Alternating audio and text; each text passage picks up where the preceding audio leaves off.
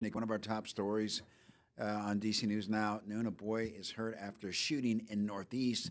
This happened around 7 last night on 12th Place near Varnum Street. Police said that the boy was conscious when they found him. He was taken to the hospital. No word on his condition. The cause of the shooting is still under investigation. Police want anyone that may have any information about this incident to give them a call.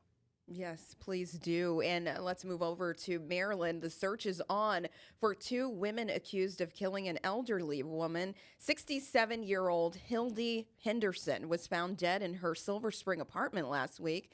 The main suspects are the victim's daughter and her daughter's girlfriend. The death has been ruled a homicide, but no case has been released. No cause, rather, has been released. And a warning, the details in this next story. It is going to be disturbing. And we have an update on the mother from Southeast D.C. who has been charged with the death of her 13-month-old daughter. Vanessa Duke confessed to leaving her children alone for 4 days. The medical examiner says the baby died from malnourishment and neglect. In Duke's apartment, police say they found soiled diapers and other trash in the hallways, along with empty liquor bottles, and she is being charged with first-degree murder. In other news, Shaneka, a former CIA official accused of stealing more than $40 million in gold bars from the federal government, will appear in court in Alexandria, and that's scheduled to happen today. According to the FBI, Virginia resident David Rush is also accused of lying about his credentials, and several senior CIA officials have been put on leave in connection with this case. All right, take a look at this. A car crashes into a church in Montgomery County, Maryland. Take a look at that. You could see it, all of that damage, and that is on the wall. And this happened at Seneca Creek Community Church, and that's in Gaithersburg. Montgomery County Fire and Rescue says that there was major structural damage to the church. And the two people in the car were taken to the hospital with non-life-threatening injuries. The cause of this crash is still under investigation. Shaneka, some emotional moments for parents in Maryland. The Montgomery County Board of Education voted overwhelmingly to adopt a controversial school budget for next year, and the funding plan slashes hundreds of positions, including security and social work and community outreach staff. DC News Now's Haley Milan takes a closer look. Parents and staff upset ahead of the vote on this budget. Among the 415 roles eliminated are roles that interface with students every single day, talking about security personnel and social workers. But on the other side, the administration says it was up against the clock here and under pressure. Students dropping in when they're experiencing anxiety, suicidal thoughts, crises. To many elementary school social workers like Amy Marshall are a lifeline. I have students who meet with me because their parents would never consent to them seeing an outside therapist. The Montgomery County Board of Education voting 7-1 on Thursday, approving a $3.7 billion budget, eliminating 415 staff positions. Among the roles, hands-on personnel like Marshall making a daily difference.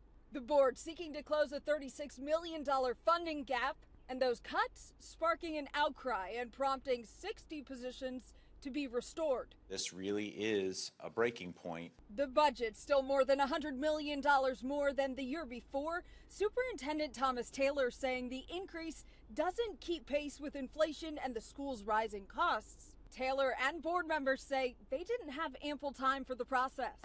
I cannot support this budget. The lone holdout on the vote, Rita Montoya, saying that the board could have done better. I believe we should have done more to consider delaying implementation of previously approved items now that we have a clearer picture of the fiscal landscape. And Marshall agrees. They either didn't look hard enough or they don't care. Superintendent Taylor says that any staff impacted by the cuts will be notified by Human Resources and that the administration will follow all appropriate procedures as far as union contracts go. This new budget takes effect on July 1st. Reporting from Montgomery County, Haley Milan, DC News Now. All right, Haley Milon, thank you. And this just in, we know Brendan Banfield, that sentencing right now is underway. So we are going to head right now to give you a live look at what's happening. Take a listen. Judge, I think with the 6 months of post-release, same action, even though there is no likelihood of those 6 months ever being imposed, they are suspended on the condition as required by statute. This condition would operate similarly.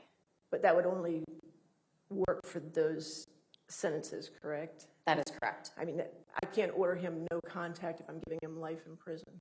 Understood, Judge. I'm making the request. All right, I just Thank you. deny that request. Thank you. All right, Mr. Banfield, you have the right to appeal the decision of this court. You must note your appeal within 30 days of the final order of this case. It is my understanding that Mr. Carroll will not represent you on appeal. Is that correct, Mr. Carroll? All right. So, sir, Mr. Banfield, do you wish to hire your own attorney or have the court appoint you an attorney? Hasn't been decided.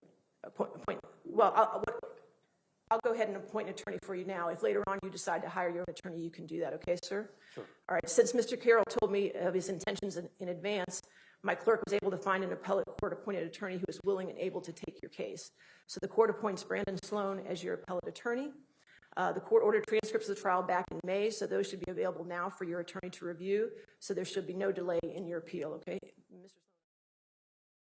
Again, Brendan Banfield, Shanika, was sentenced to life in prison without the possibility of parole. Banfield was found guilty in the murder of his wife, I believe, Christine Banfield, and another man named Joseph Ryan. And I remember when this story first hit a few years ago, as more information came out, Banfield was having a relationship with the family's au pair. Mm-hmm.